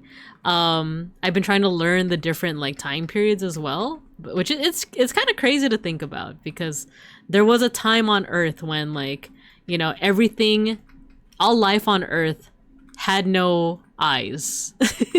Actually, what did this guy say? This is the Ediacaran panorama. In this era, no one has eyes yet. There was a time where there were creatures without eyes. That one might be like not too hard to grasp, but there was one time I was like watching a video about like prehistoric creatures and prehistoric time periods. Following every artist you like with your 70 alt accounts. No, I only just have the one.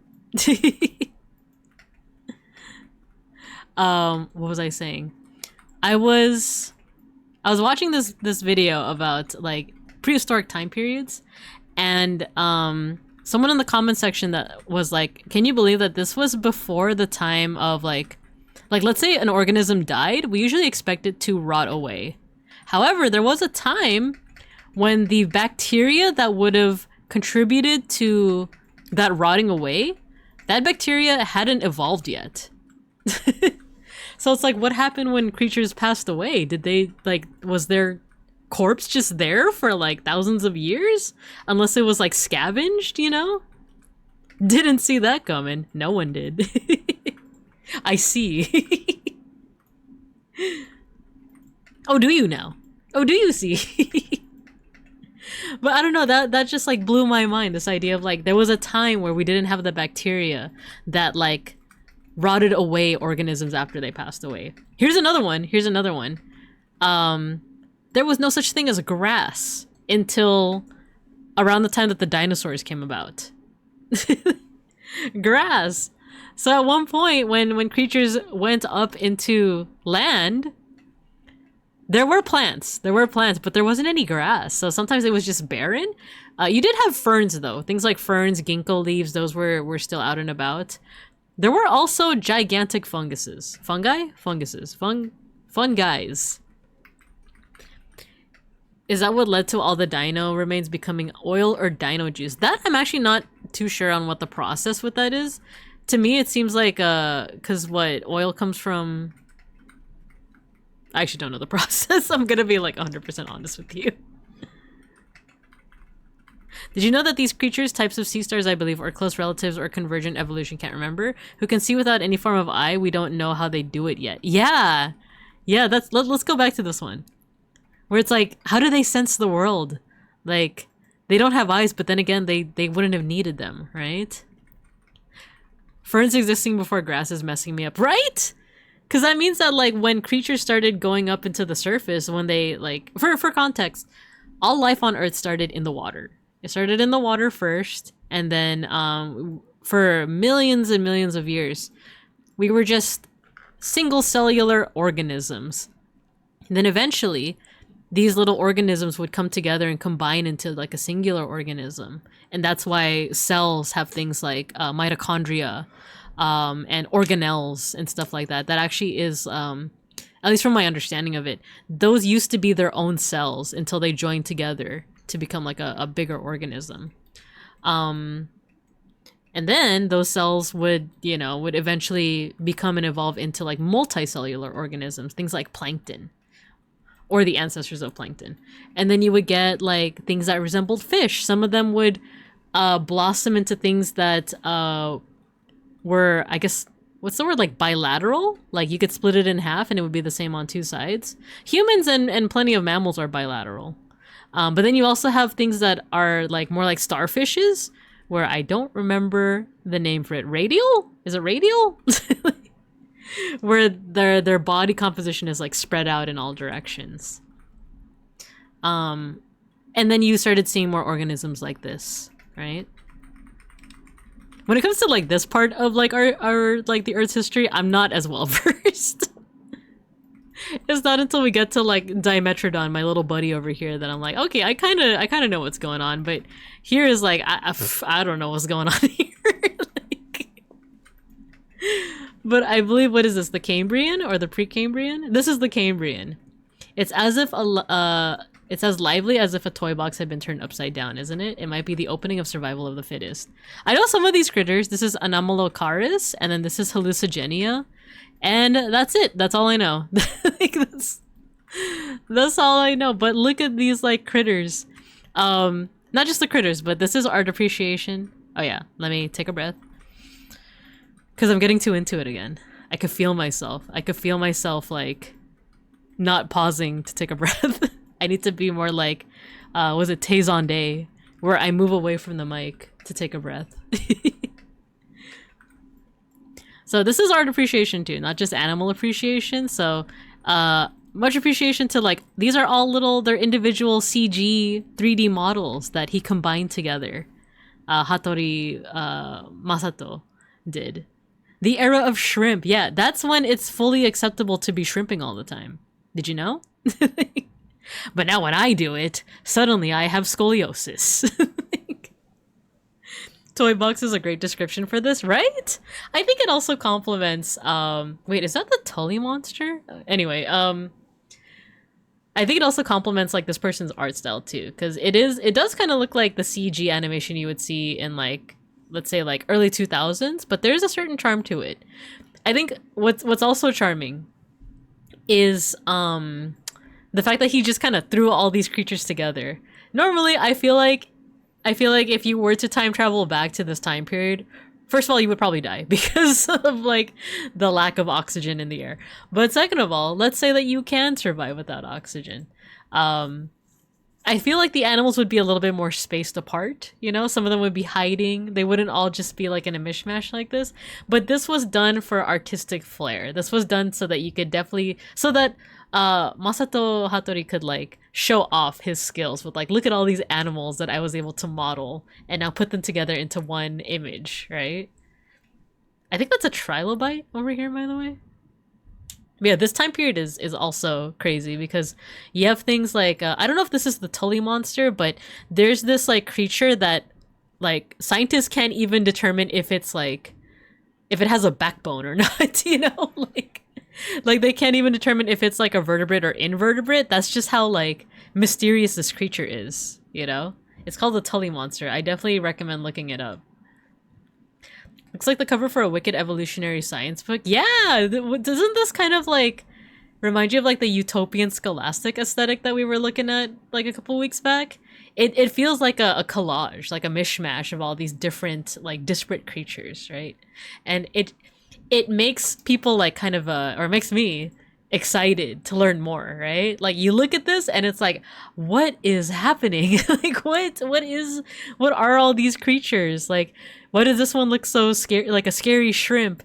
And is this like a jellyfish? Is this like some kind of sea angel? Cielo slug, is that you? You know? You know, what's going on here? Is this some kind of cephalopod? This looks like coral. Is it coral? Coral! And then this next one. Oh my god, I love this one. Because look, it's Sacchinobapsis. How do you say his name? Sacchinobapsis. There we go. You guys know who You guys know who Sacchinobapsis is. I can't even say his name. I can't say his name. Sacchinobapsis. Sacchinobapsis. Alright. All together, class. All together.